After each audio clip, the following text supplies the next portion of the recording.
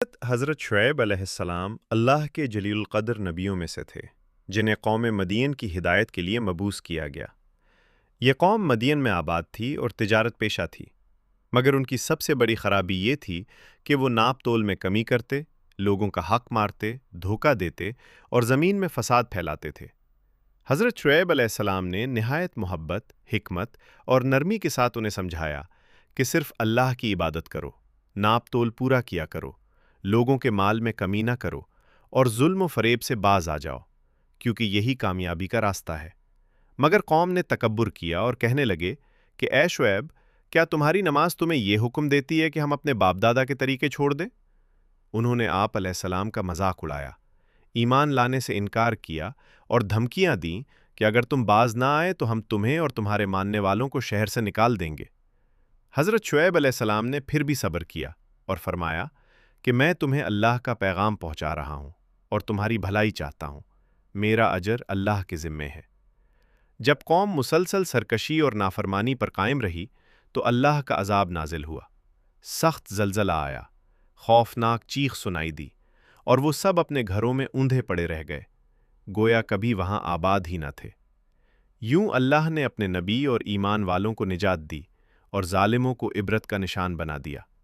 اس واقعے سے ہمیں یہ سبق ملتا ہے کہ رزق میں برکت سچائی اور انصاف سے آتی ہے۔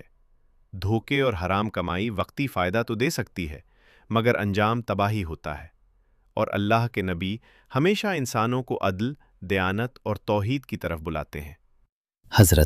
حضرت شعیب علیہ السلام اللہ کے جلیل القدر نبیوں میں سے تھے جنہیں قوم مدین کی ہدایت کے لیے مبعوث کیا گیا۔ یہ قوم مدین میں آباد تھی اور تجارت پیشہ تھی، مگر ان کی سب سے بڑی خرابی یہ تھی کہ وہ ناپ تول میں کمی کرتے، لوگوں کا حق مارتے، دھوکہ دیتے اور زمین میں فساد پھیلاتے تھے۔ حضرت شعیب علیہ السلام نے نہایت محبت، حکمت اور نرمی کے ساتھ انہیں سمجھایا کہ صرف اللہ کی عبادت کرو، ناپ تول پورا کیا کرو، لوگوں کے مال میں کمی نہ کرو اور ظلم و فریب سے باز آ جاؤ، کیونکہ یہی کامیابی کا راستہ ہے۔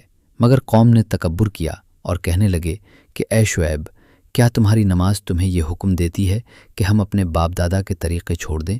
انہوں نے آپ علیہ السلام کا مذاق اڑایا، ایمان لانے سے انکار کیا اور دھمکیاں دی کہ اگر تم باز نہ آئے تو ہم تمہیں اور تمہارے ماننے والوں کو شہر سے نکال دیں گے۔ حضرت شعیب علیہ السلام نے پھر بھی صبر کیا اور فرمایا کہ میں تمہیں اللہ کا پیغام پہنچا رہا ہوں اور تمہاری بھلائی چاہتا ہوں، میرا اجر اللہ کے ذمے ہے۔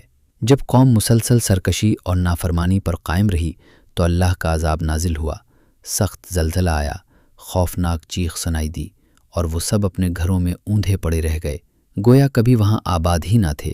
یوں اللہ نے اپنے نبی اور ایمان والوں کو نجات دی اور ظالموں کو عبرت کا نشان بنا دیا۔ اس واقعے سے ہمیں یہ سبق ملتا ہے کہ رزق میں برکت سچائی اور انصاف سے آتی ہے۔